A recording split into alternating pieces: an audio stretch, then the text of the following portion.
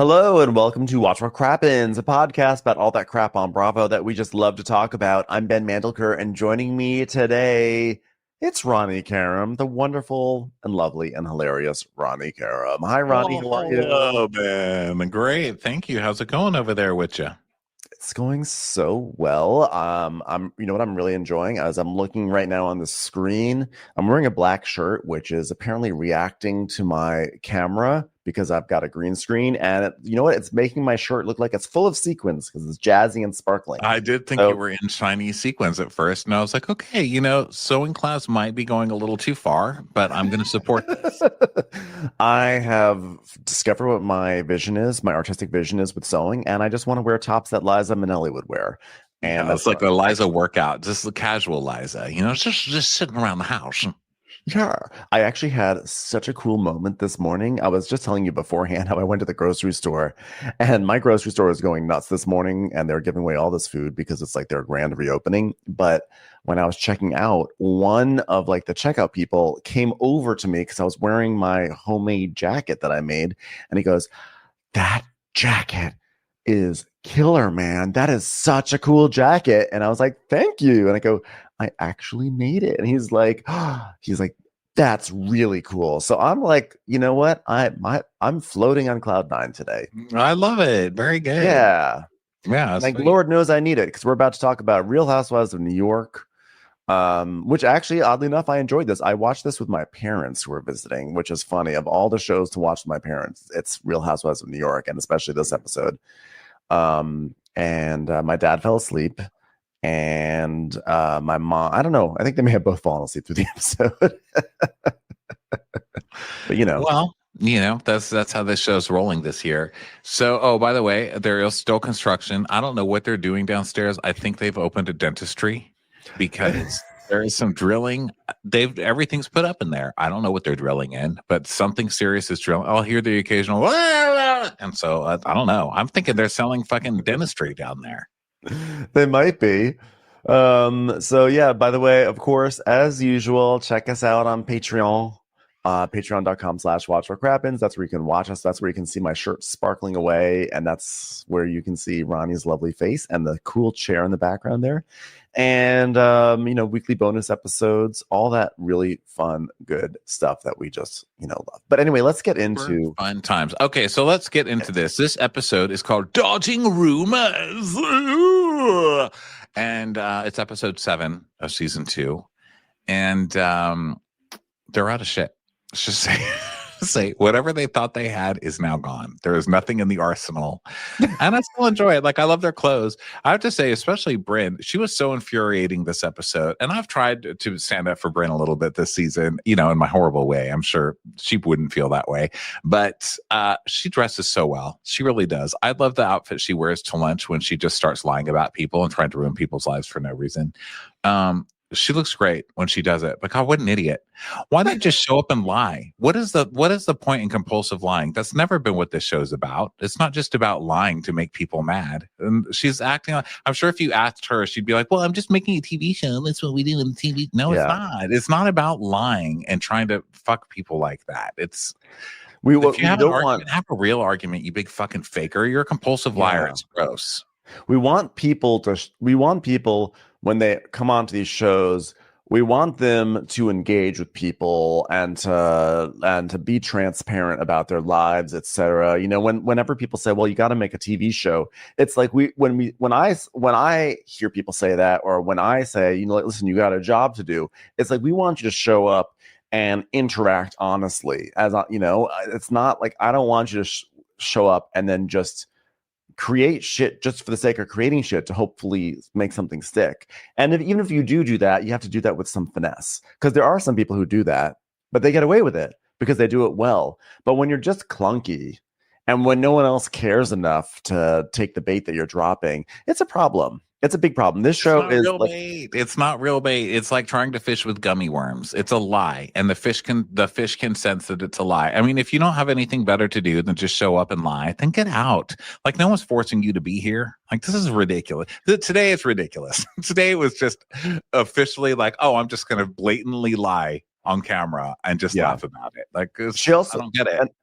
the other thing is, so Ronnie and I were talking about how we both, before we watched this episode, we had already found out that we don't know for sure, but based on the end of this episode, mild spoiler here if you haven't watched, but it looks like maybe everything in this episode was just a joke, like a prank that maybe Aaron and Rebecca had planted, you know.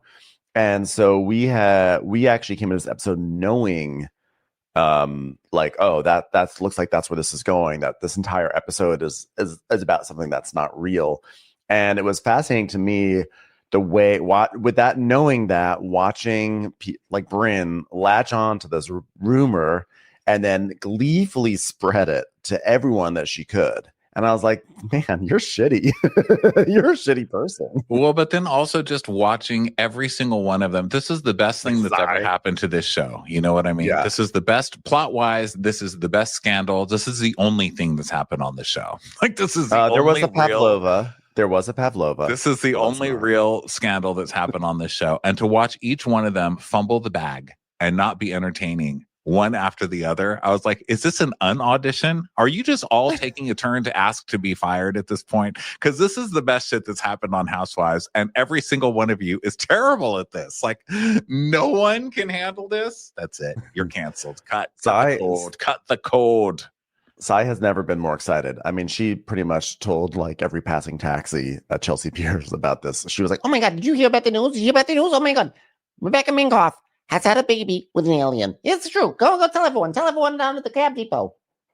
All right, so let's start at the beginning of the episode. Jessel's walking down the street in her head-to-toe leather. And, you know, there's pigeons everywhere because that's the theme of the season. Everyone's a pigeon, right? Especially for this episode. Look at what these pigeons do, as What's Her Buns tells us later. Ooba. Pigeons control the world. Right. So Jessel's like, fucking Times Square, fuck this shit. And then there's no reason to be in Times Square. Literally, I don't know why she was there. Unless you're going to see a Broadway show, get the fuck out of there. Why are you there? I really empathize. Actually, I was upset we didn't get further context because I would have loved to have seen Jessel navigating around, like going to the Red Lobster that's over there. Like, hello, I have to come here to Red Lobster to meet Parvati, who apparently likes some sort of Cheddar Bay biscuit that you have. I don't know. Sounds stupid and American. So then Jenna is with Popeye, her dog, and man, Popeye really is a Popeye. You know, some dogs just aren't named very well. They'll be like Blueberry, and they're just like this ugly, pudgy, you know, stupid dog. Or bear. But, yeah, and it's like a little scrawny chihuahua. Like, you're not a bear. Popeye is a Popeye. She's like, Popeye, are you okay? And it's like, it's very Popeye. Yeah. Very, very Popeye. Which is funny because Jenna's a little bit like olive oil if you really think about it. So she is Shelley Duvall-ish. Shelley Duvall-ish from that movie. R.I.P. R.I.P. to the icon. He needs me. He needs me. He needs me. He needs me. He needs me. He needs me. So who is the big tentacly like octopus squid thing? Is that just like Sai? Just like Sai. Just coming. I need a snack. I need a snack. I'm hungry. So anyway, yeah, she's walking the dog, and then we have Erin, and she arrives at a cafe. She's like, hi, I'm having lunch with a friend, but I would love to sit outside. It's so nice out. Waitress is probably like, I don't fucking care. Erin is pregnant, by the way. That's the news that came out. On an episode that's all about pregnancy rumors. Yesterday or 2 days ago, Erin, it's revealed she has pregnant with her fourth child. So mazel tov to Erin, which is actually congrats. And it's actually crazy because it's the first baby that's ever stolen Bitcoin from somebody before they even came out of the womb. It was really, really well done. I mean, that baby knew the seed phrase. You know, the baby's name is Doge, which is nice. Actually, I honestly, believe it or not, my cold stone heart was actually thought I was actually warmed by it, knowing that she recently lost her father. I thought it was actually lovely that she is bringing new life into this world. You know, this is not very Ben, but I had this moment and I was actually happy for her. It's probably going to be very healing for her. So, you know, I don't know. Just Oh, sharing, that's guys. nice. Yeah, that's nice. Just sharing. So Aaron and Rebecca start their lunch. How you start every scene on the show. You look amazing. You look amazing. What are you wearing? What are you wearing? What are you wearing? I love your purse. I love your purse. I love your purse. Ah! Every single scene. It's cute. But Rebecca does make this purse, so it's special because this is not only a tie-in with Wicked, it's also a tie-in with Scientology. We're selling a a lot today on this show. I know, selling Wicked witch purses and occults. So that's what we're doing this season on. Yeah. Oh my God, I need one of those bags. Oh yeah, well, you just say the word, sis. I think I know someone. Hold on one second. I've got a huge amount of mucus coming out of my nose. Like, oh God, Rebecca, every single episode. So they talk about last night's wild Cinco de Mayo party, that not problematic at all party that Erin had, where she's bringing a mezcal to the world. So she introduces the world to mezcal. And I couldn't believe it. Honestly, I was actually shocked that this did not become a storyline. Actually, although you never know. Maybe next episode it will. But I think we joked about this last week. If we didn't, I'm sure we thought about it. That when Jessel sat down and said, "Oh, something smells. Erin, is it you?" We're like, watch this become like a 5-episode arc. And sure enough, Erin is like, yeah, it was kind of crazy. Like, remember, like, apparently I smell. I'm like, really? This is gonna be a storyline for you, Erin? Really? I may have jumped ahead. I apologize. And Rebecca's like, well, you did jump ahead because Erin, who spends the rest of the episode trying to prove what a gossip Bryn is, immediately sits down and is like, hey, Rebecca, I saw Bryn and she said something so mean about you. She said you're from the Nordstrom rack. And I was like, nice. The awards subtle. for Nordstrom rack. Yeah, subtle, Erin. Very, very subtle pigeonry. And Rebecca is just like, oh, well, that's great. So, okay, good one, I guess. I mean, listen, she doesn't have to like my stuff. I mean, that's fine. I mean, I built $100 million company. She goes, oh yeah, good for you. Okay, yeah, good. For I you. loved Good it. point. I loved Rebecca's response. That's like the sort of response that comes from someone who's extremely successful. When you're like, oh, like you're so comfortable. You're so settled in with your success that hearing like, oh, yeah, like what try to come for you. It bounces off of you so hard. She's like, oh, okay, well, that's cute. Well, I built $100 million company. I actually have a tie-in with Cynthia Erivo and Ariana Grande right now. Yeah, I actually rode here on a witch on a broomstick. So what did you write? What's your tie-in with? Yeah, it's very like standing in the Nordstrom rack being mocked by someone at the Ross Dress for Less. Like, are you fucking kidding me? Am I supposed to give a shit and go ahead and throw those clothes you're trying on the floor, you fucking loser, like everybody else in my favorite store in the world? Love you, Ross. Call me. Ding. This is the second season in a row where they've tried to do this, because last season it was like, ugh, Jenna, wow, look at her. She's so passive. Like all she does is trying to buy our friendship. It's like, no, she just has so much free shit because she's so successful that she just has to give it away. And it's like, she's busy designing Rockefeller Center and you're busy opening up a box in Brooklyn. You're right. The Alex McCord phrase. Yes. So she's like, well, I do think it's pretty distasteful for her to come for my career or anything I've done. I mean, I'm not sure what she's done. It's like a little yap dog trying to bite you. I've been bit by real sharks. Okay. Try calling Ron L. Hubbard chubby. That didn't work out well for me. But once I got out of that hole, I started doing really well again. Turns out I'm really good at apologizing. So Bryn thinks she's gonna like insult me. Okay, how about try stealing Kirstie Alley's chair at the restaurant? That's a real bite. Ask Kirstie Alley if she's gonna vote for Kamala and see where that gets you. I'm not afraid of you, youngie. So Erin is like, she's like, well, I feel like Bryn's gonna convert to Judaism. I mean, she had Passover. She hosted a Seder. She's like, she's desperate for a storyline. That's kind of what we do on this show, like bringing back some Leah. And it also kind of harkens back to Leah's fall from grace when she just became completely lame, not because she converted, but because she was so desperate for a storyline. And Bryn's fall from grace. Bryn's kind of suffering the same thing right now. It's like, well, I have nothing to do. I'm not dating anybody and I can't show my work. I guess I'll convert to Judaism for the masses. Erin's like, so by the way, Can I ask a personal question that I can tell everyone about? How does it Oh, work it for you? totally squirted out. And that's the thing. You really just don't know. No, I'm not talking about the cup. Again. Yeah, I would love to talk about something else, which is, so you're Jewish, but like, how are you Jewish and a Scientologist? And she's like, oh yeah, well, Jewish is my religion, but like the other one's like an applied philosophy. And so it's just like it's rough, you know? So like when I have like, when things get rough, when, Kirstie Alley is, used to throw biscuits at my head, R.I.P. Kirstie, you would just think like, okay, what would Elron do? And I would say, I'm going to go up into space. It doesn't always work because I haven't been to space yet, but knowing that I could potentially someday get there, it's nice. It's a nice feeling. But she's selling it like it's the best thing ever. She's like, it's just where I go when I need help with stress or the kids or communication or a decent chicken nugget or just some fresh air or balloon animals. They have balloon animals. They're big believers in that. That's super fun. Massages. That's basically what Scientology is. It's just a warm hug, a cookie that you can smell baking outside. That's great. I mean, you leave the cookie on the table and we'll murder your family. But otherwise, it's pretty fun time.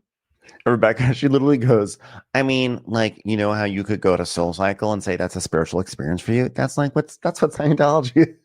You know how when you Which, go to be sign fair, up for Soul Cycle, they take all of your belongings and all of your money to buy themselves things and it kind of enslave you? It's like that.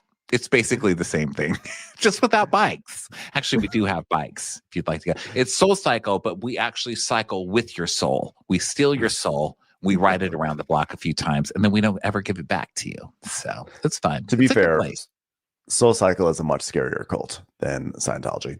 So Rebecca, she's like, Freedom, be you and me. Be someone I'd want to be, you loser. Battle, you loser. Okay, it's a moderate climb. It's time for a commercial. It's time for a Crappens commercial. So Rebecca she's like, I think it's unfortunate that there are all these stereotypes out there that like people who just like don't have the right information, who are just like working with inadequate data. And I just would like ask people to check it out for yourself. And whether it's reading a book or going online or just becoming a Scientologist on spec, just do what it takes. If you ever see a Scientology center, go in there, give them your bank information, your social security number, and just let it wash over you. That's what I would suggest. Yeah, we know that's what you would suggest. Get the fuck out of here with that. Okay, nobody needs you on here advertising, especially because she's doing so well. She's like so calm. She's nothing can make her mad. She's happy. She's peaceful. She's rich as fuck. She's doing the Wicked movie. I mean, it looks good to me, and I know what you people are up to. I fucking know, and I'm still like, well, I'm in. Do they have a happy toy, like a Happy Meal toy? Like, what does this come with? I'll give them everything. Yeah, but then you'll have to like walk around Hollywood wearing slacks and like a light blue shirt all day long. I'm not doing it, I've been reading about the Shelley, and I've watched my Leah Remini shows. You are not going to trick me, ma'am. You are not going to fucking trick me like Dr. Atkins did. Okay, that motherfucker. Okay, he also tried to trick me with his culty bullshit. I sat there and ate bacon and eggs until my heart almost popped out and I died. Okay, I'm not falling for it again, ma'am. Cut to RHONY in the middle of the night planting fields of tulips for Nicole Kidman to come to Palm Springs. Well, Nicole quit. Like, they got me. I don't know what happened. They just got me. I think Nicole quit. I mean, if Nicole was still there, I'd be like, oh, maybe. I love her. I really love Nicole.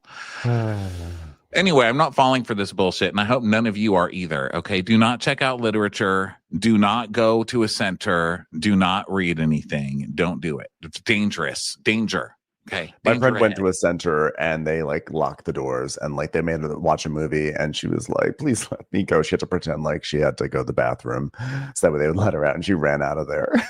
Yeah, that's scary. And they do get you in a self-helpy way here in Hollywood. It's like, it's just a place you're stressed and you need some confidence. We're just people to talk to. And then they record everything that you tell them and use it against you, allegedly, and blackmail you with it for the rest of your life. Allegedly. Just don't do it. It's just not good. I like Rebecca. I'm willing to look past faults. Oh, I love Rebecca. I'm really enjoying her on the show. I like her energy, even with the bullshit she pulls in this episode. I still like her, but this is a no for me. No.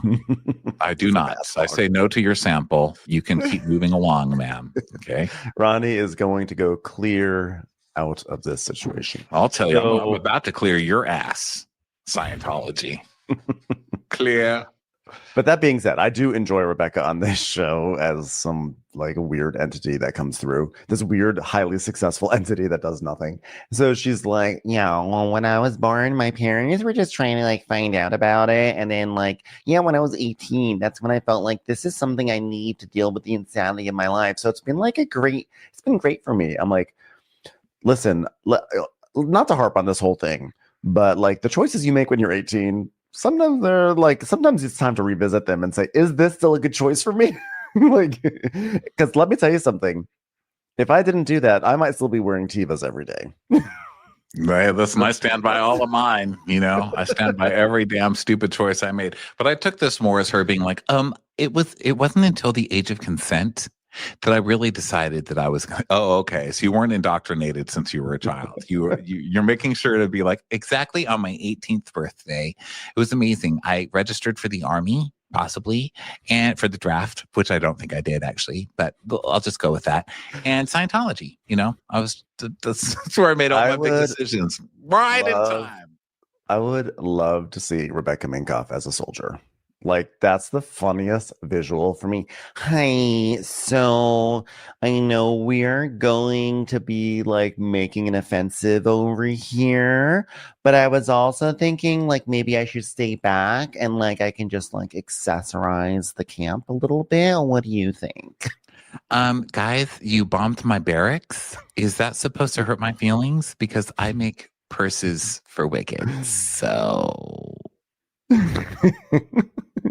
Hey, so this tank, this is like really nice, but you know what? The thing is, I can't even come up with like a theoretical situation because I know so little about Rebecca. All she does is like, yeah. So the other day I was on the battlefield and this guy, he just got blown up. I mean, his intestines actually wrapped around my neck. And I was like, oh my God, that's why I'm just not going to stand near people because I don't need intestines around them. Am I grossing you all out right now?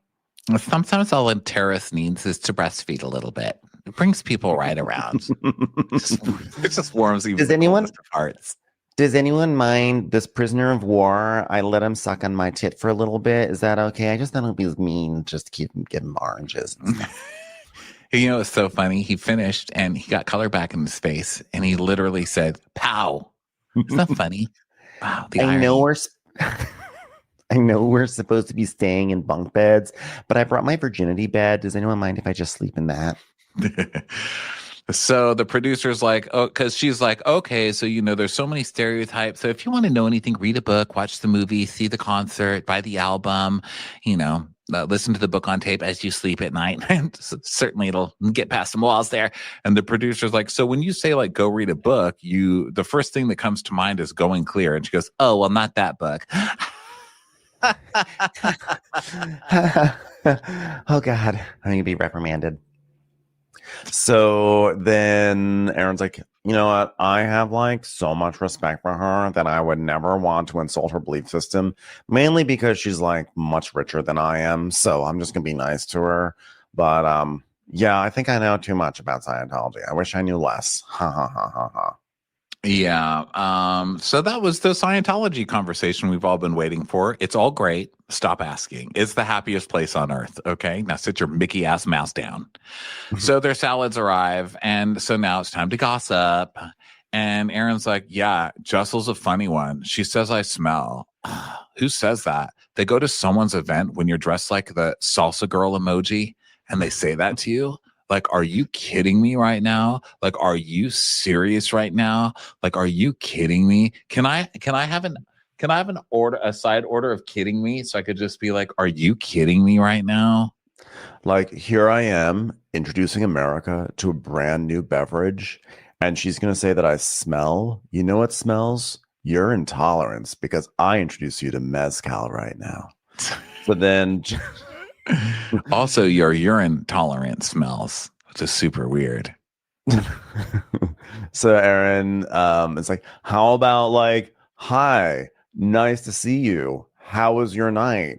thank you for bringing this very rare and special beverage to North America for once. It's about time that a lady from New York did something for Mexico, right? And Rebecca's like, well, I love natural deodorant. It works for me. I mean, so does every poor person who's under me in Scientology. It actually really is a good cult. So they put it on for me. I've actually made it out of children of the poor in Scientology. So it's natural deodorant. I made Cynthia Erivo put her nose in my armpit before we move forward with our collaboration, and she said it smelled okay. So then Uba goes into the Jonathan Adler store, and the clerk greets her. And poor Uba is just so lonely, man. She's really making this poor clerk lift a lot in this scene. She's like, hi, welcome to the store. She's like, oh, I'm so excited. I'm moving to my boyfriend's house. I need some color. You know what I mean, right? Let's talk deeply about it. She's like, is there anything that you want to buy? Because my dog's very sick. Just like to get back to my magazine. I'd love to have a baby. I hope it's not too late. What do you think? So then Stacy, her friend, they're in Jonathan Adler, which is like an interior decor store. See you later, decorator. See you later, decorator. And there's all these lamps and tchotchkes and pottery this and vase that, everything. And this lady Stacy brings in a full-on borzoi into this place. Okay, well, I already have my thing about like people bring dogs to too many places. Like they just think it's like they can bring their dog anywhere. But like that being said, I'm also aware that like they more or less can bring dogs. But why are you bringing this big ass dog to this place with expensive pottery that can just be flung to the ground with one wag of the tail? I was like offended. I was offended on behalf of Jonathan Adler. Yeah. So that dog didn't look happy. I'll tell you that. I don't really have that. I've just kind of given in because I have a dog, but also there literally are dogs like in Home Goods. People just walking their dogs through the Home Goods. I'm like, I don't know why that is, but I've accepted that it happens, and so I'm okay with it. Now, this dog looked like, why am I here? Please let me just go home. I'm 100 years old. Do you know what I want to do? I want to lay my lanky ass down. I'm very tall. I'm a 6 foot tall old dog. I don't want to walk around your goddamn store looking at booby vases. Just let me rest. That borzoi looks like it tells other dogs in the park, oh, I don't watch TV. No, I just like to curl up and read the New Yorker. Like, all the other dogs like, I don't watch TV. Yeah. Oh, here's whatever happened to reading. Am I wrong? I was just reading this review by Michiko Kakutani in the New York Times. I love the way she writes. Like, oh, shut up and watch The Masked Singer for once. For serious. So she goes on and on about Oliver. Can you believe it? I finally hit I finally hit the bullseye with Oliver. I need to bring some color in his house, but I can't move into his house because it's Connecticut. I'm a New York girl. I have to stay in New York the whole time. What if I can't get pregnant? I'm going to get pregnant, right? What do you think? Oh, look, this has butterflies. I love butterflies, but it has beetles. Sorry, no beetles. Beetles look like cockroach. I don't like cockroach. Remember when we saw a cockroach, but it was fake? Remember? And then I threw up. Okay, back to presents. Oh, look, it's a pillow. This is beautiful. It's a rainbow, but it's not too much. I'm like, first of all, Jonathan Adler's just not going to fly on Greenwich. I'll tell you that much. Okay, if it's not made by like LL Bean or Land's End or Crate and Barrel, it's just not going to work, or Ralph Lauren. So then Uba's just going on about how she has different lifestyle with Oliver and everything, and it's just sort of going on and on. And she's doing her thing like, oh my god, it's a bug, because that's her new thing, is she's going to throw up about everything this year, which I don't know. I mean, I guess it's an effort being made. So she goes on and on about Oliver and how Oliver has a schedule and he wakes up and goes to the gym, and I can predict his day, but sometimes I lay on the sofa and stare at the wall for 6 hours. So it's going to be rough. Yeah, sounds great. So she also talks about how during her period, she's now having excruciating pain. So maybe she has fibroids or something. I don't know. But she's going to go get that checked out. And Stacey's like, yeah, you should get that checked out. So in other words, it was a great scene. Now we go with Sai, and she's with her daughter London, and they head over to Rebecca's office. And Sai tells us that Rebecca invited London and Sai over to check out Rebecca's new collection that's been inspired by the film Wicked. So we love seeing that NBC Universal synergy at play. Yeah, super subtle stuff. One thing I don't remember the witches having in Wicked are purses. But you know what? I don't think they had Happy Meals either. And you know there's going to be a goddamn Happy Meal or something about it. So who knows? Yeah, the defying I had a shaving cream that said Jurassic Park and it was dinosaurs all over it. And I was like, what does this have to do with shaving cream? Dinosaurs didn't shave. They didn't have hair. They were reptiles. Excuse you. The shaving cream can played a pivotal role in Jurassic Park. It is what Newman hid the embryos in to smuggle out of the park. That's true. I forgot about that. Damn it, you got me. I was just so upset about this whole shaving cream thing. Got me on that one, Newman. You got me, Newman. You got me again. I am your Jurassic Park ombudsman. Yeah. But either way, your point remains, which is that like a Rebecca Minkoff Wicked tie-in is like like peak ridiculous. Yeah. So, and also London gets called because London is an influencer herself. Even the children on the show are influencers. So London's like, wow, it is a fairy wand. Wow. This is so cool. And Rebecca's like, well, you better pick your favorite purse because you're going to get to keep one. And she's like, wow, that is so great. Like this kid is literally handed something everywhere they go. They're like, oh my God, that little kid has a following. Give her a pizza. Give her this cat for free. You can tell she's like, thanks for your little purse. Mommy, could you put this in the Chanel? Yeah, so this bag here, we took some inspiration from Alphaba's broomstick, and this purse here, we just took some inspiration from a big poop that I had the other day. So anyway, take whatever you want. This purse doesn't look like a purse because it's just a big pile of goo after water was thrown on Alphaba. And you know what else is like a big pile of goo? I have to tell you, don't talk like that in front of my daughter. Don't talk. Okay, don't tell me about the Diva Cup. No more good today. So they have this whole this whole Wicked accessories tie-in moment. And then London's like, I have been told by NBC Universal that I have to go to the bathroom now, so I'm gonna go away and I'll be gone for a very long time so you guys can have a scene. Yeah. So they start talking about stuff. Let's see here. They're still talking about purses. I'm trying to fast forward through this. So so they're going to have a dodgeball game, right? Yes. There's going to be dodgeball, which again, funny concept. Rebecca Minkoff playing dodgeball. And Sai's like, I love a good dodgeball game. Let's have some fun. And besides, some of these girls needed balls thrown in their faces. So Sai's like, she also got I'm hungry in there. She did. Because Sai said she picked up a little black clutch and she's like, winner, chicken dinner. Power of millennials. Winner, chicken dinners. Oh, God. Give me some snacks. Okay. How mad was Bryn that she didn't get to say the line about getting balls thrown in their face? I love getting balls thrown in my face. Sorry, Sai took the line. Bitch. I'm sure she says it later, doesn't she? Getting dodgeball. Oh my God, getting balls thrown in my face. Just another day in my week. That's why I like girls. So I don't have to worry about so many balls in my face. I'm so gay right now. Look, I'm playing sports, Jenna. So then there's a dodgeball game. Okay, so then Bryn comes. What are we talking about? Bryn's coming down the street and she's going to NoHo Soho. NoHo Soho. What happened to Soho? They're just like NoHo. Soho is NoHo. So Aaron and Jessel. And if there were homophobes there, they'd be like, no mo homo Soho. Yeah, they're like, there's no homos here anymore. Like, no homo, no mo Soho. No homo, no mo Soho. So Aaron and Jessel, they're sitting at a table. You look hot, bro. No mo.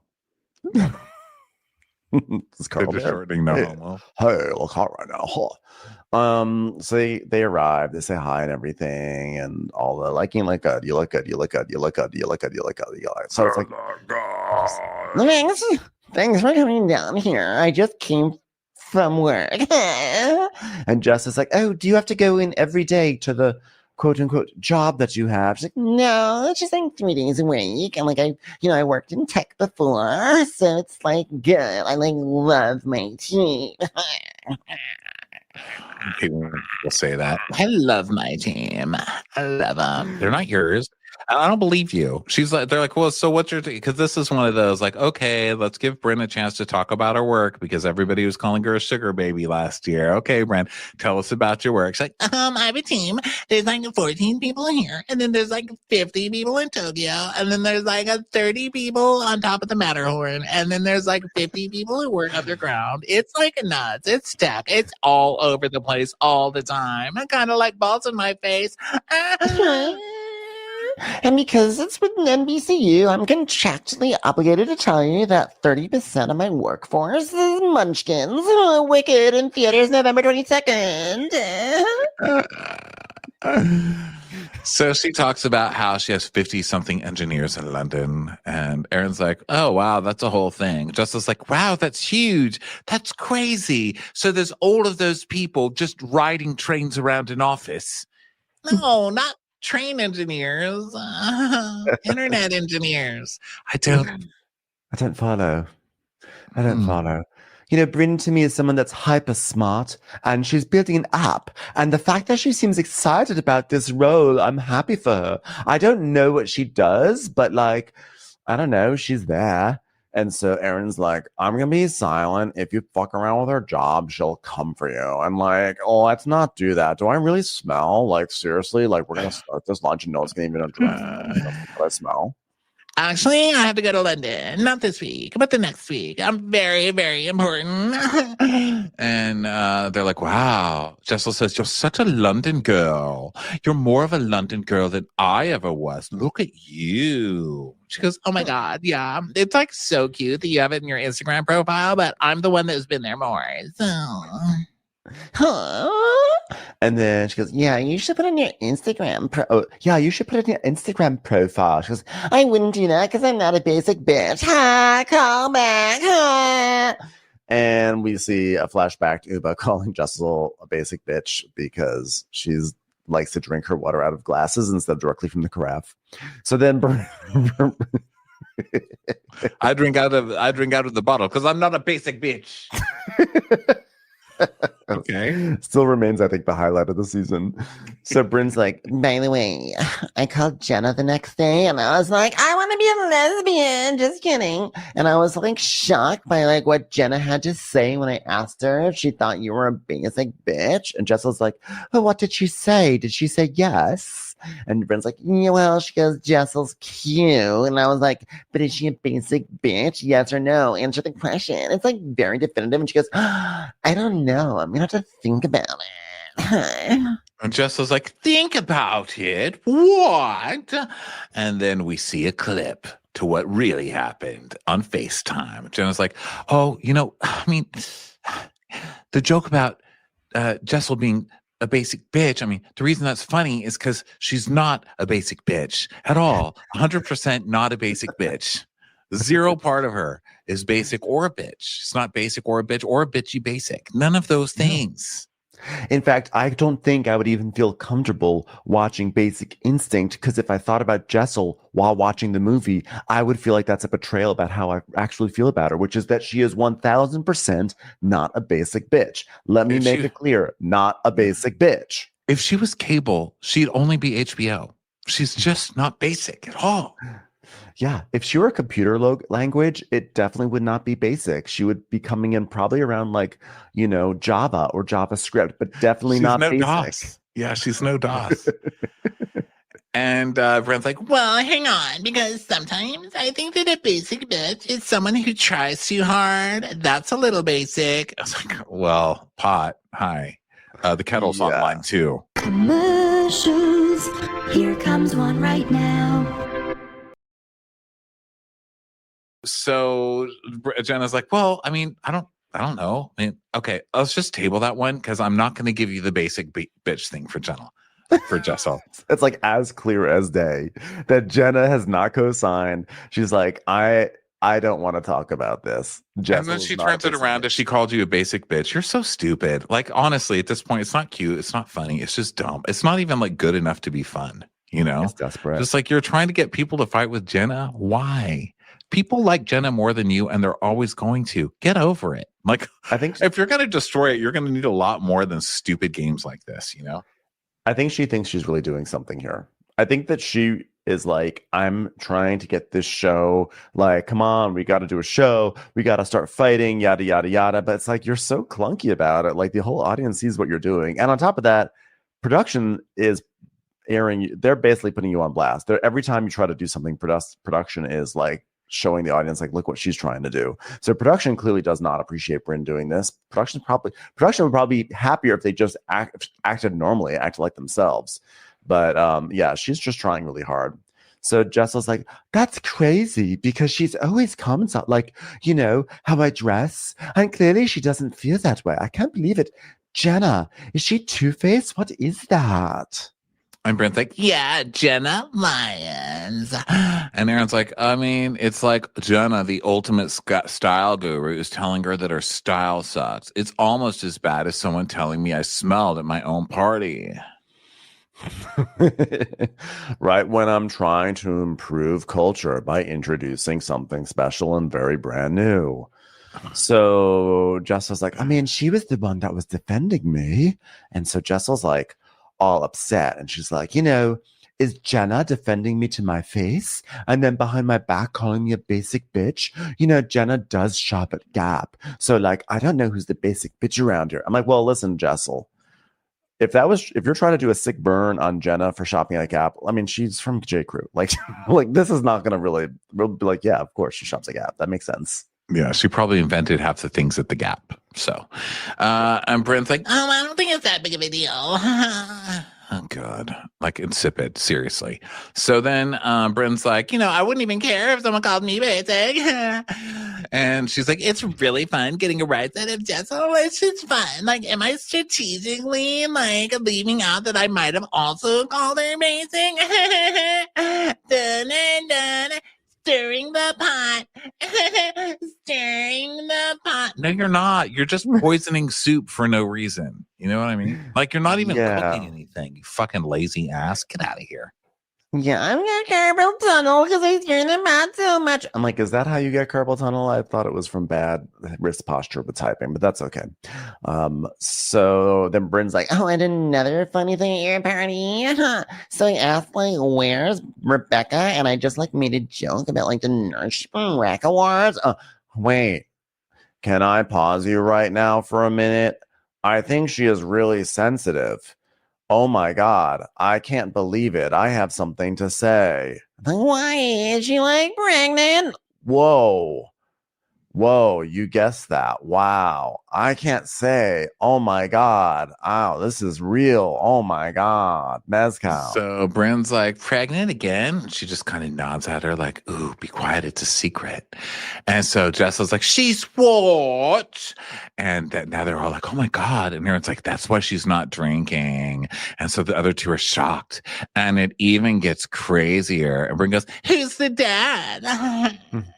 Are you making a joke or do you know something? No, I'm making a joke. Well, it's not a joke. It's actually like not a joke. It's like a big thing, like Mezcal will be.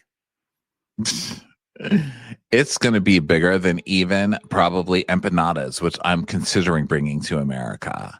And Bryn was like, Wait a minute, I was just joking.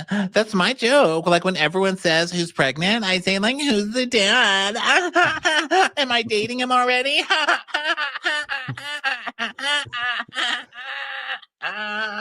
Is someone sawing a leg off the table? What is that noise? No. It's like not confirmed, but we don't know that, but it's just like, guys, it's like fucking crazy. We have like a mutual friend and she said that like Rebecca had this like one night, let's just have like a crazy night. It's like, wait, do they have an open relationship like me and Pavitt? Well, it's not really open. It's more like he's in a relationship with both me and every fried chicken sandwich in Manhattan.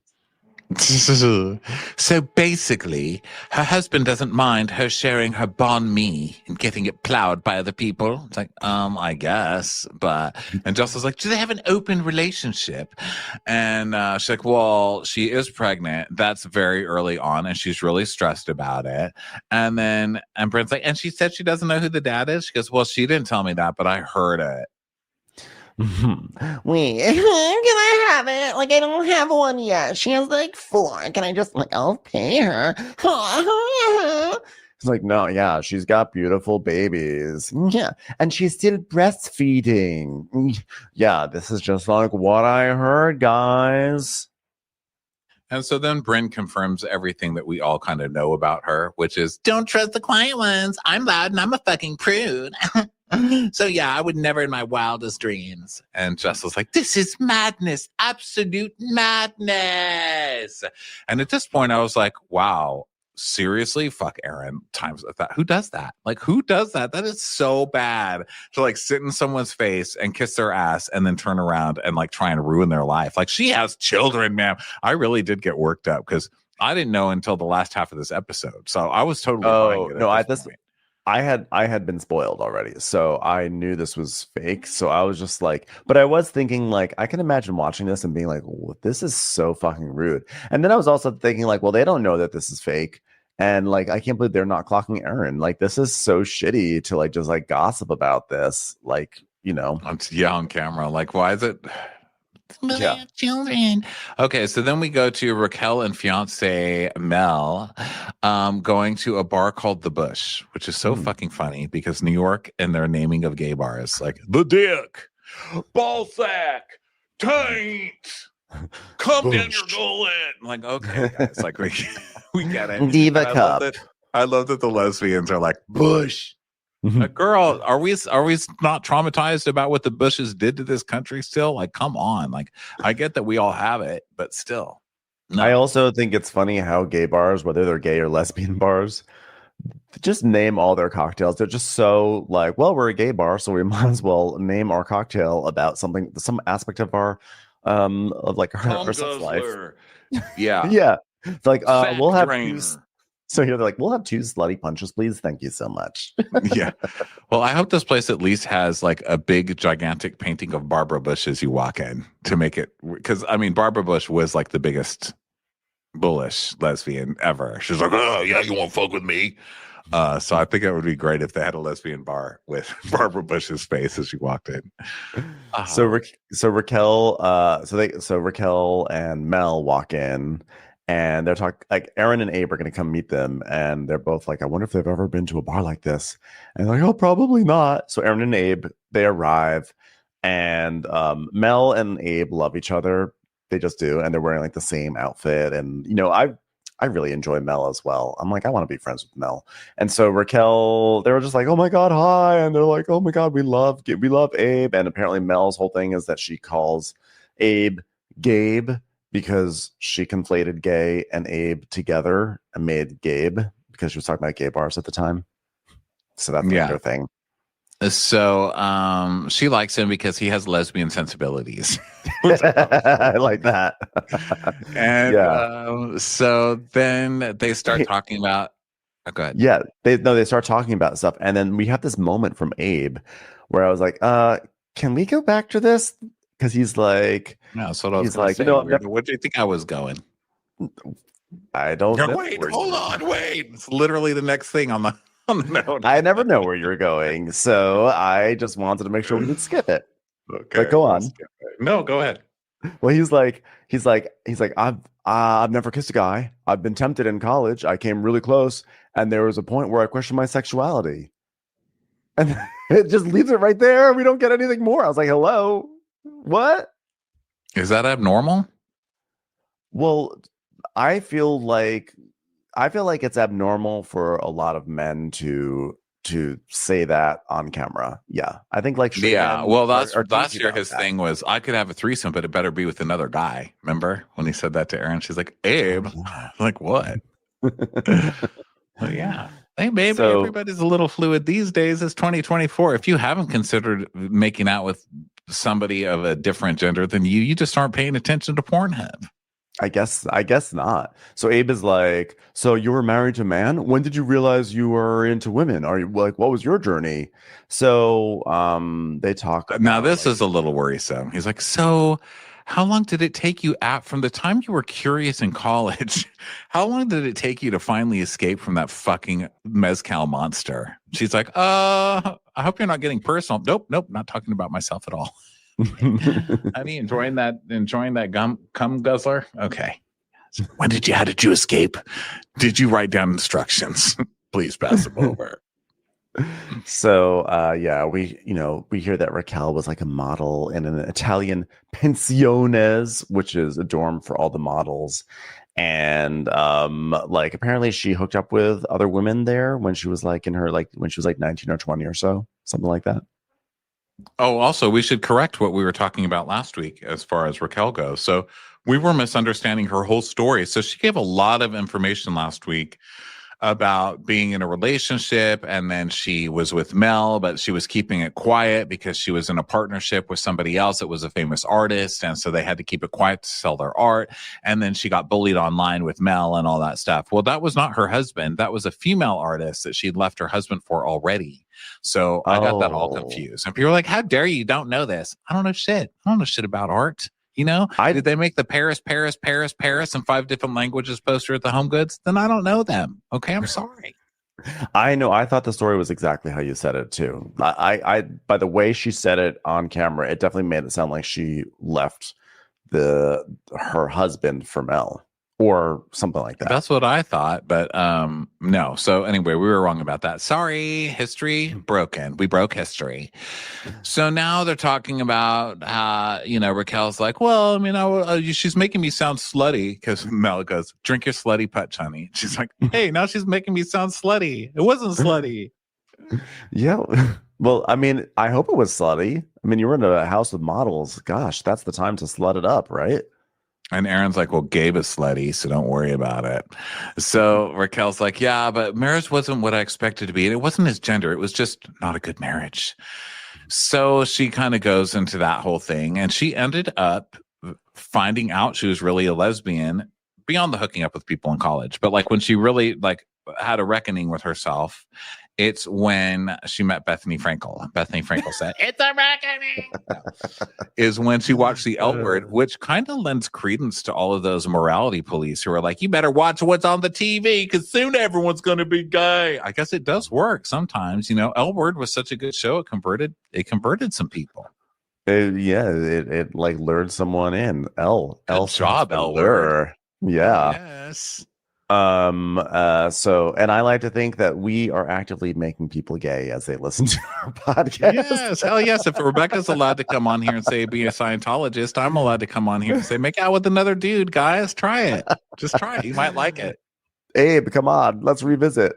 So then Erin, she's like, oh yeah, so Mel went to space and you got a space rock because we call that engagement ring a space rock. Isn't that funny, Mel? Oh God, I love being with the gays. They're so funny.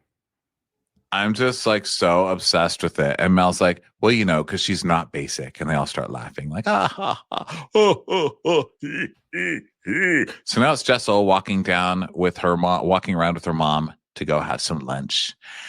And they go, Jessel, oh, no, it's not lunch because Jessel, the mom's like, I'm hungry. No, the mom says, I'm not hungry. And Jessel says, well, you're definitely going to be eating, but it's not food. And it's a jewelry store. So what does that mean? Does that mean like, oh my God, she ate? Yeah, I think so. I think Jessel's trying to use that slang. Like, you're eating, mother. It's slang. It's slang for you're doing something really well, like buying jewelry. You're eating, literal mother. It's like, so this is my favorite jewelry store, and I have Pavitt's credit card. And every time he eats a banh mi, I get to buy a ring. We love it, that arrangement. So she's like, I love taking his credit card. He might get a fraud alert. It's fine. He'll just clear it. So they look at, jewelries and stuff like that, which isn't so bad. It's like $600, which for this show is really good. Didn't we see somebody looking at a $40 million or $4 million, I guess, on SLC? Yeah. This week or last week. Yeah. So, yeah.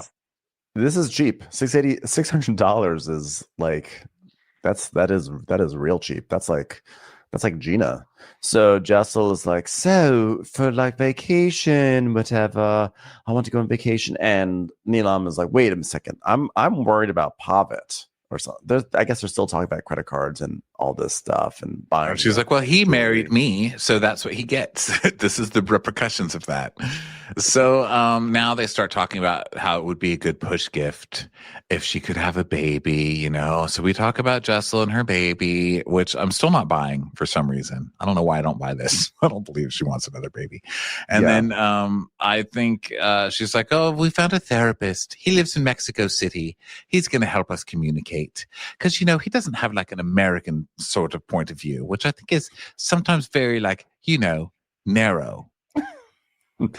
You know, we needed to find a therapist that was in Mexico City because, you know, he's not like American and disgusting and unpleasant, stupid, boring. And then she tells us Mexico City is very cultural. There's so many food options. I mean, you know, they can connect on that front as an icebreaker. What do you want everyone to connect with your husband about? Nachos. Truly, I picked the friggin' therapist based on the food landscape. You know, they can lead a horse to water, but it's not going to drink the water unless he finds out that it's been written up in Ita, Mexico City.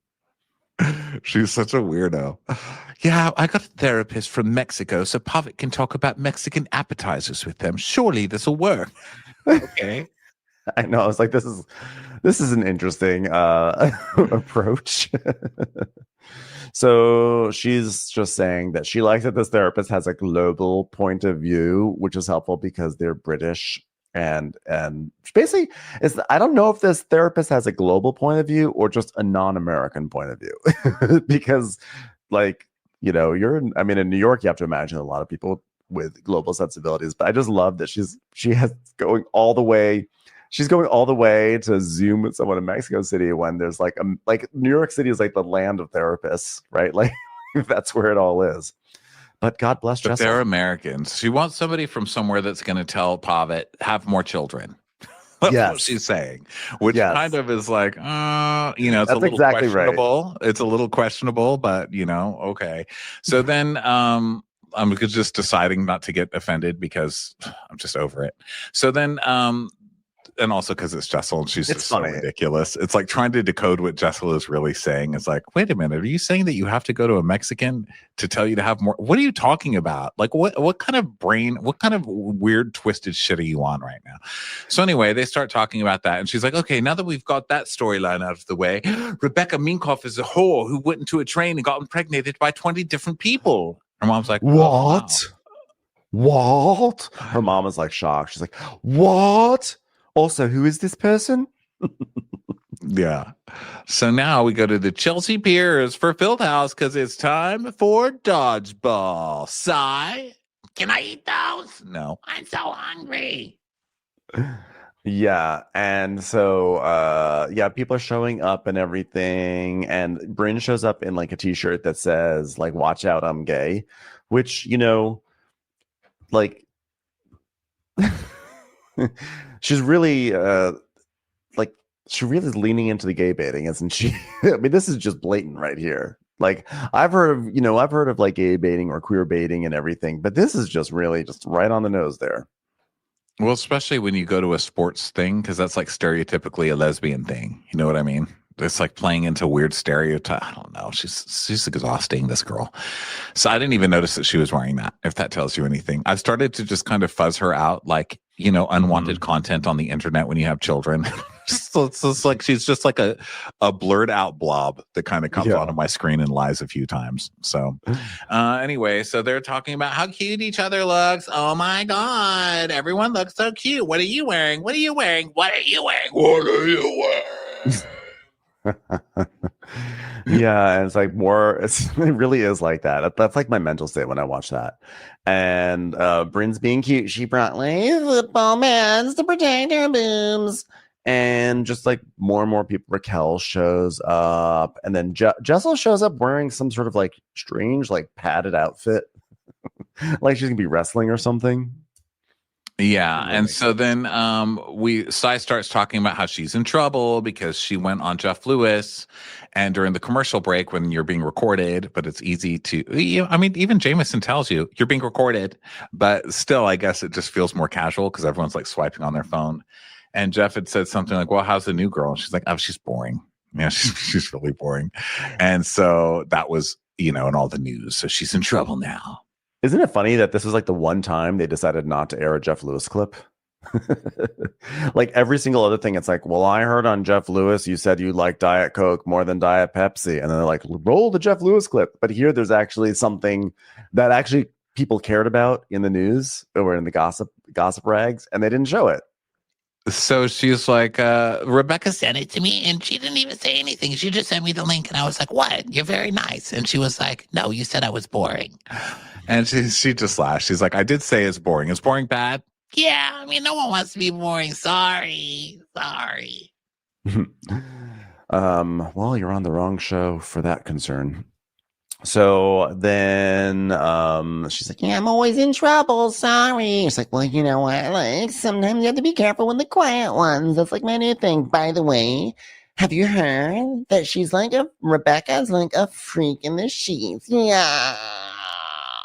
and Yeah, Sai's they're like, going around town. They do like have fun with other people and stuff, regardless of the consequences. And she goes, "What kind of consequences? No snack time? No, pregnancy, stupid. The biggest kind." She's like, Oh, like another man's baby. Those kind of consequences. Yeah, I heard this from Arian, and I was like, fuck, that's not true. That's not true. and Aaron's like, Sai's like, Aaron said this, huh?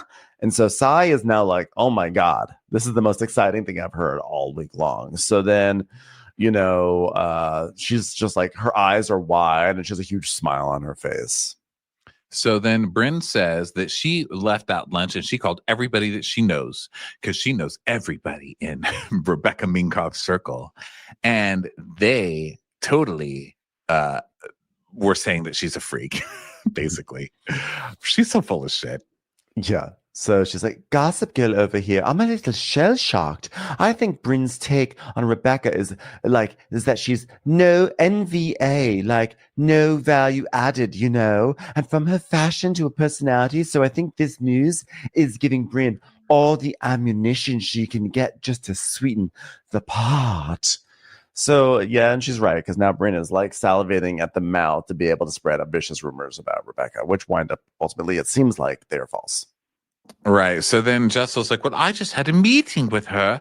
And I'm sitting here knowing this information. I feel so awkward, especially because I was eating jewelry. Delicious, actually. With some pickled vegetables. It was a jewelry banh mi, and it was disgusting, actually. So then we see the flashback. And Rebecca's like, Honestly, I get just so hungry right now. I don't even know why. And she's like, why? Why? Because I'm working out like crazy. Oh, and you're breastfeeding too. Yeah, and I'm breastfeeding. Right. And breastfeeding while getting railed by multiple men in a dog alley kind of a thing, is it? Well, my Diva Cup did fall out again, so there was that. Is that what you're talking about? So Jessel's just like barely able to keep from laughing. She's just staring right into the camera like, You're catching this, right?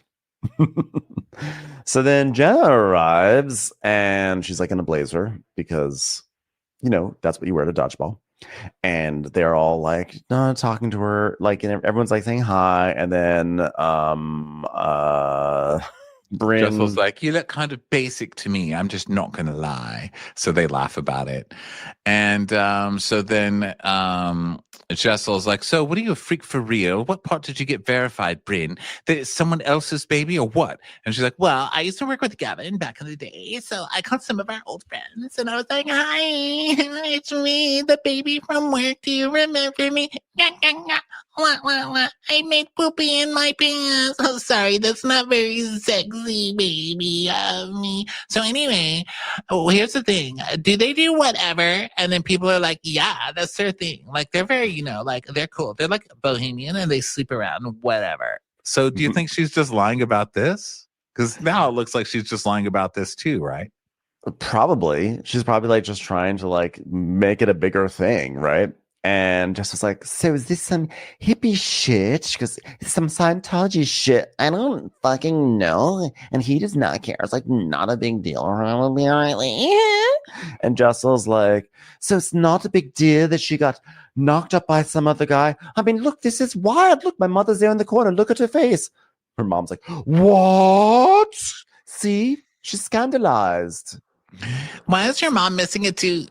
She tried to eat a bracelet. She didn't understand the slang. Oh, well, it's 2024, baby. People do stuff. I mean, I'm still going to shame them on national television about it, but I mean, at least they're doing it. Yeah, modern times. Gaga, boo boo. Hey, Jenna, come over here. I gotta tell you something. Okay, so guess what? There's a rumor going around that Rebecca Minkoff got knocked out by someone else, but I need to tell you, like, okay, this is what happened. Okay, so I saw this, and like when I heard it, my eyeballs were fucking hanging out like this, like one of those toys, like doing. Rebecca Minkoff, biggest slut in the world. Who would have thought? Isn't that hilarious, Jenna? Jenna's like, this is like too much for me to, I can't, what? Okay, Rebecca Minkoff, she's pregnant. She's pregnant by someone else. And Jenna's like, well, And Gavin doesn't even care. Like, they're cool with it. I like talk to everybody who knows them, and Gavin basically likes getting railed too. It's just that he can't get pregnant, so you really wouldn't know about it. But one time he was in the McDonald's drive-thru, and he just got railed. It wasn't even by penises. It was by hot fudge sundaes, which was really crazy. He loves getting fucked in the butt by hot fudge sundaes. Everybody knows it. He has like a grimace kink. But wait, is she going to play dodgeball? She's pregnant and going to play dodgeball. That's dangerous. What if the ball hits you? What's going to happen? and so I was like, Wait, she's pregnant right now? yeah, you're the one spreading the gossip. You didn't know that she...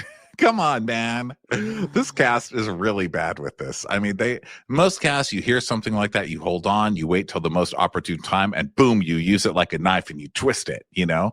But these people are like, Listen, everybody, listen what I got. She got pregnant after getting railed by multiple people. You know what? I don't want to know. I don't want to hear about it. Like, marriage and kids are like off the table as far as I'm concerned. What's on the table? Khaki and lots of it. Can we just talk about khaki, please? So Rebecca comes. They're like, oh my God, she's here. She's here. And Bryn's like, So, how are you feeling? Good. she's like, well, I've been feeling a little weird, but I think I'll be okay. She feels sick. Does she feel sick? And Jenna's like, why do you feel weird? Oh God, I'm going into this. Why do you feel weird? I'm sorry. And then Bryn is like she's like doing this thing with her. She's like mimicking, like she's like pantomiming, like she's pregnant. Look, she's pregnant. I'm like, well, real chill there, Bryn. Also, like if this was real, also kind of like fucked up of you too. Truly. So then Bryn's like, so what are your symptoms? And she's like, well, it's just that feeling in your stomach when you're just like nauseous. Is it that you're nauseous? Well, food poisoning is what I meant. And Bryn goes, Yeah, I know. Yeah, I get that sometimes too. Yeah, I feel that way like when I'm like hungover. She's like, oh yeah, I haven't been hungover in a long time, as you know. Sober mober over here. It's not really a thing, sober mober, but I'm gonna start it. Like I told Cynthia Erivo to say it, and she's been like singing on all her red carpets, So anyway, sober mober. So then Bryn's like, right, ding, winks. So Jenna's like, well, you're still breastfeeding, right? She goes, I am. I got a baby on my tit. So, that's the only man that's been there. And Jenna's like, so how's the baby? 15 months. And Bryn goes, the only man? Are you sure he's the only man touching your boobs? And she goes, maybe two others. And they're like,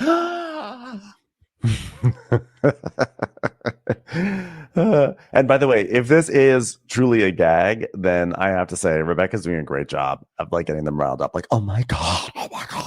So, in fact, I actually think Rebecca should have like taken like a swig of beer, and they could be like, "Oh my God, why can't she do that when she's pregnant?" So then Uba comes in and she's wearing heels. She's so wacky. What a wacky girl! How's she going to belong in Connecticut? Spin-off coming.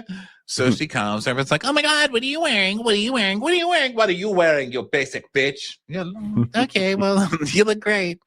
So then Bryn's like, so are you pregnant too, Jessel? Because Jessel's, not drinking. And so she's like, I can't get pregnant. I have to do IVF. No one understands this. What is it? This has been my storyline for 2 years. Do you guys fast forward through my scenes or what?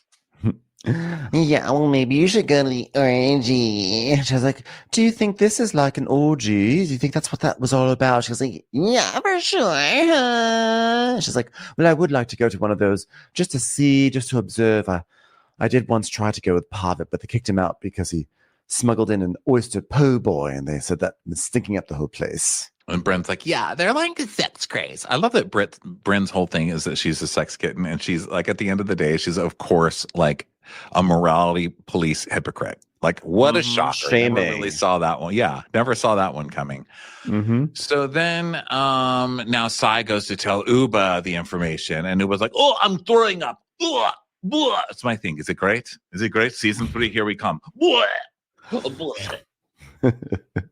Yeah, well, guess what? She's pregnant. So, I mean, the speed with which they tell, like, okay, this is like, if it were real, it is a hot, juicy rumor, but the speed and like the foaming at the mouth with which they tell this rumor without like the usual, I have to tell you something secret, like it's out of control. You know, I think they are so, as you said, I think they're just like so excited that there's something happening that they could like, finally, our season has life. They've never had a real plot line before, so they're like foaming at the mouths now that they think something's actually going to happen. It's like, you guys suck at this.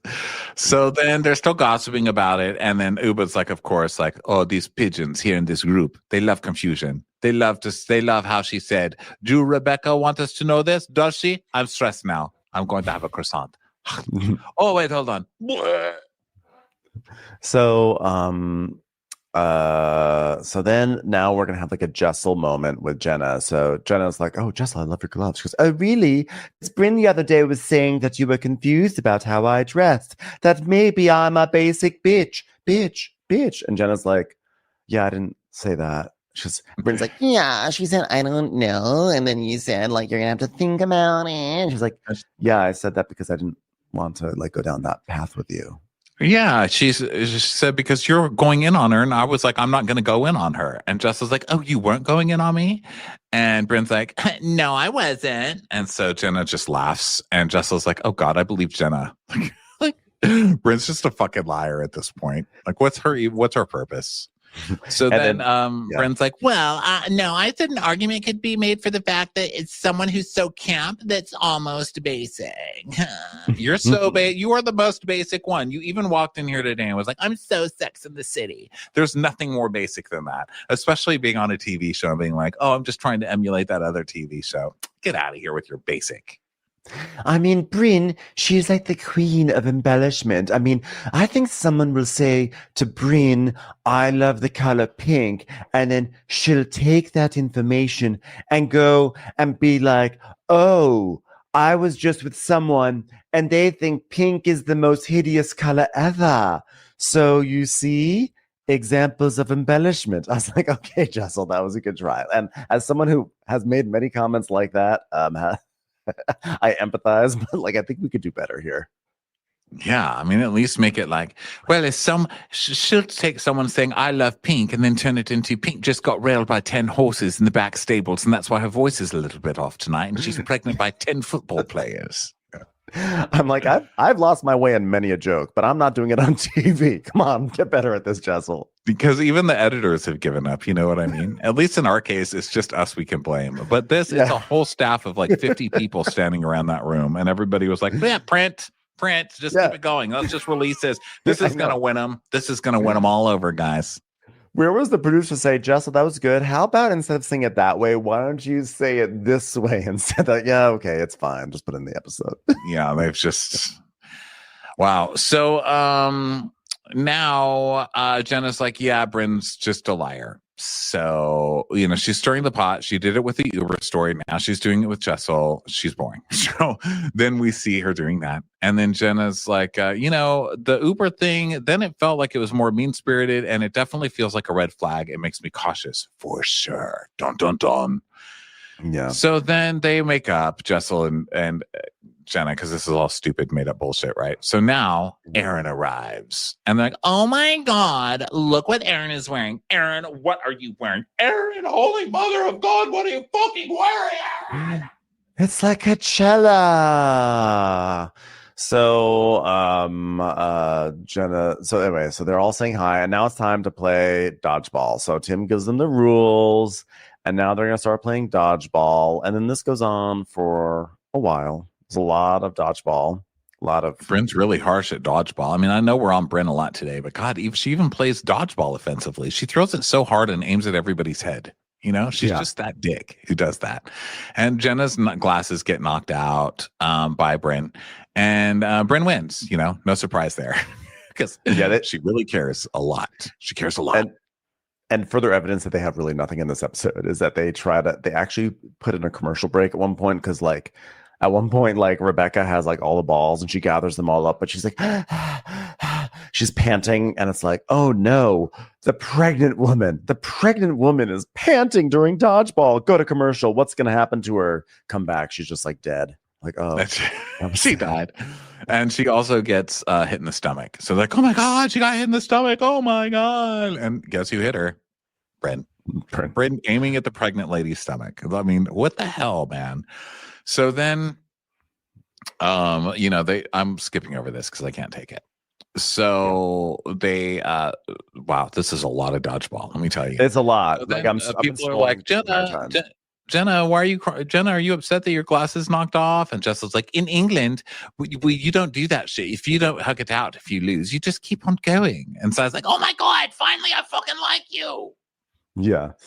And so it goes on and on and on and on and on and on and on and on. And finally, there is, after 3 games, there is a victory and everything. And so then Jenna is like, hey, Rebecca, so I don't want to say anything right now, but there is stuff going around that people are saying about you. They're saying you actually don't like the musical Wicked. Do the people at NBC know about this? Because it could be a problem. I actually really loved what Jenna did here, which is just, she said, I don't believe that. I'm not going in on that. And then she went straight to the source and was like, these bitches are monsters. Watch out. Yeah. Fellow successful person to fellow successful person. The hoi polloi is trying to take you down right now. Yeah. Hi, my friend, or as I like to call you, the other person that's way too good for this show. Listen, I just want you to know they're trying to get you. And she's like, what are you saying? And she's like, just tell me. She's like, I can't. And Rebecca goes, okay, so tell me with your eyes. And then Jenna just looks over at Aaron, and Rebecca goes, Aaron, you fucking told her. Because Rebecca does do a lot of great squint work. So like telling something to Rebecca with her eyes actually is very significant for her. So Aaron's like, I didn't tell her anything. What did you fucking say? I didn't say anything. It's actually true. I mean, we didn't hear it from you, Aaron. We heard it from Bryn and everything. She's like, I only told Jessel and Bryn.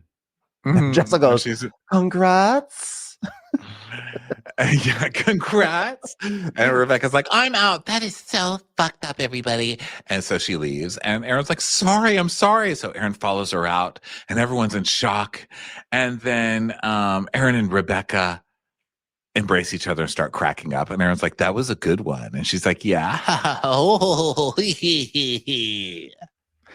And it's to be continued. So the implication is that this was all a big prank, probably in response to Sai saying that Rebecca was boring, to teach people a lesson about gossiping. But I think the way that most people took it was like, wow, New York has to actually literally make up a storyline to have an interesting episode these days. Although, to be honest, I enjoyed the episode. Well, that's good. I'd love to see the positivity. I will not be on that bus with you, but good for you. I support your bus. I'm waving at the bus as it passes by and saying, congratulations, you enjoy that ride. Show, get it together. Get it. I've never seen a show with more goodwill from the fucking people. Even me, even us. Yeah. I want you to be good. And I still kind of enjoyed this episode to a degree too. Like there is something worth it there. Okay. It's not complete trash, but do something. I don't know what it is. I'm not the pro here. Just do something. Someone online, maybe it was like on Twitter, maybe it was like Dorinda Deadly or something like that, was saying like next season they should just do a hybrid, take like the best people from this, bring back like a Dorinda and a Luann, let's do a combo cast, because I think that's what the show may need at this point. I think they should just start over. I don't think that we need to bring rehash. I don't think that's going to help either, because that's already ruined, and Bravo's already been like, that sucks. So for them to come back and be like, oh no, they don't suck anymore.